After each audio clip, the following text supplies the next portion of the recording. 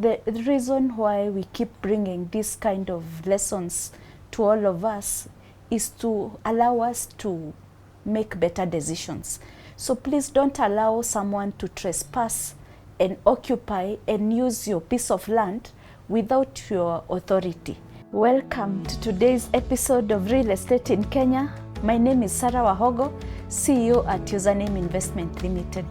Today, as usual, we are joined by our company advocate, Mr. Wanjohi Geshango, who will be breaking down for us today's topic. Wakili, what will we be discussing today? Today we have a very interesting topic known as adverse possession.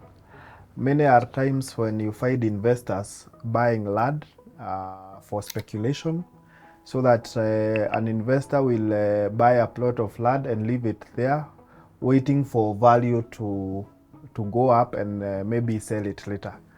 And sometimes, as it happens, you will find someone trespassing on your parcel of land or someone coming to squat on your parcel of land.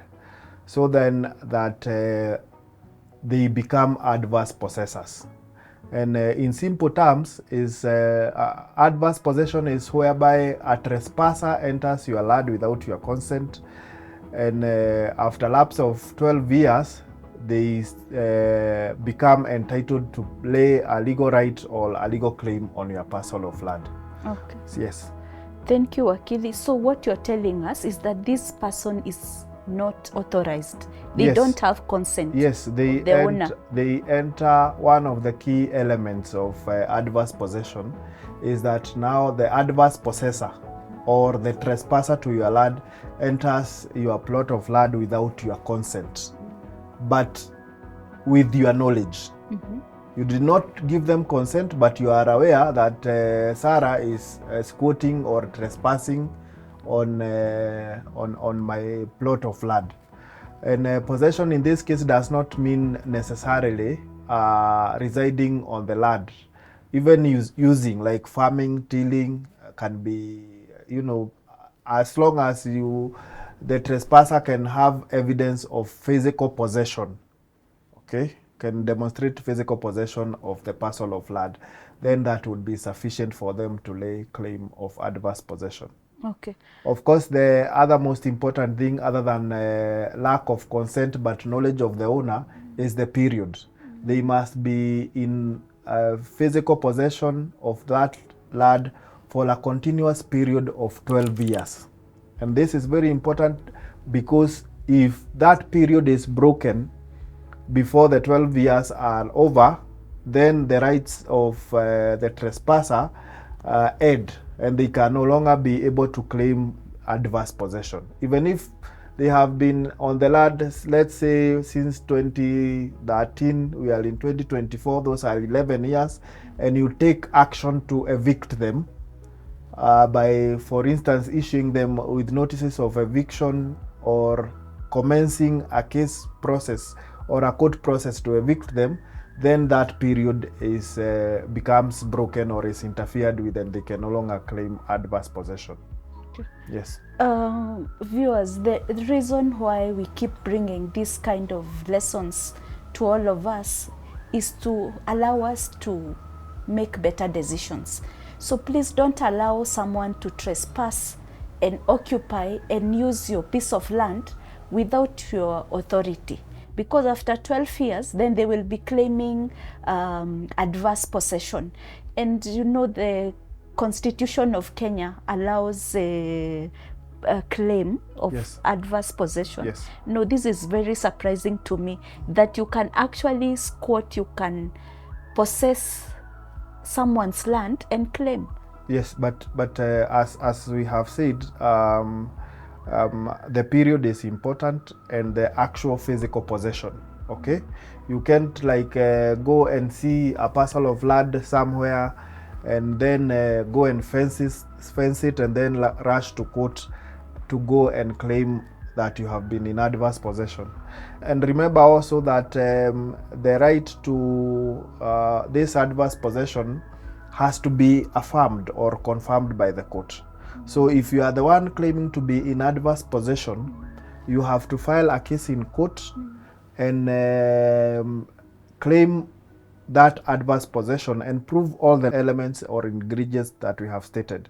You know, lack of the consent of the owner, but with the knowledge of the owner, continuous period for 12 years without any interruption or interference, and that possession must also be exclusive to the owner and any other third party claiming that parcel of land. So it is a challenge to investors and landowners, but it is also a challenge to the trespassers, because they have to get an actual order of court saying that you have been in adverse possession and you are entitled to this land, and the owner's title is cancelled, and now you get the title in the name of the trespasser. Another challenge that the trespasser would face is that the law requires, as a precondition, is that they must attach an abstract of the title, either a green card, a copy of the title, or a search. So you'll find most squatters will not have access to these documents. Yes, they know I am squatting in this land, it's Sarah's land, but they do not know what the title number is. But it is very important to inform our viewers, do not allow trespass or that kind of encroachment or squatters on your land, because these are some of challenges you would face when it comes to this kind of legal issues, getting back your land. Wakili. Yes. I have some instances here. Yes, yes. For example, boundary issues. Yes. Assuming someone is squatting on your land unintentionally, because either the boundary, there's an issue with the boundary, so they assume this is my land, and it's not. A boundary issue is different, because you know, if you are claiming land by virtue of saying that boundaries are situated here and not there, that becomes a separate dispute, because now that is a dispute of the registrar of lands together with the Department of Survey to come and establish boundaries. So you cannot claim adverse possession based on a boundary dispute. So if you are occupying someone's land because of a boundary dispute or illegal, unintentionally, because there was a boundary issue, you cannot now claim adverse possession. No, it won't. It won't. That one won't hold. Okay. Yes. My last question, and I know we have had these stories over and over. Yes. You give someone a job, maybe it's a farm hand or something like that, and you give them a property either to farm, and you build for them a house. They live there, and they live with their family. They live there for 12 years. Does that qualify to be adverse possession? The straight answer is no, because the moment that person is your farmhand and you have shown them a portion of land where they can build and do, you know, their small farming, that already connotes consent. They are on your land with your consent. And once the element of consent is established, then the element of adverse possession is removed. Because remember, one of the key ingredients of adverse possession, the trespasser must not have the consent of the owner of the land. So a farmhand or a shaba boy claiming adverse possession would not qualify, would not meet the criteria for adverse possession.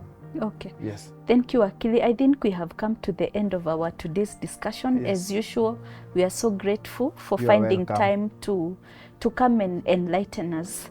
Thank you so much, viewers. I believe that today's session was very insightful and helpful to you. See you in our next video. Thank you very much.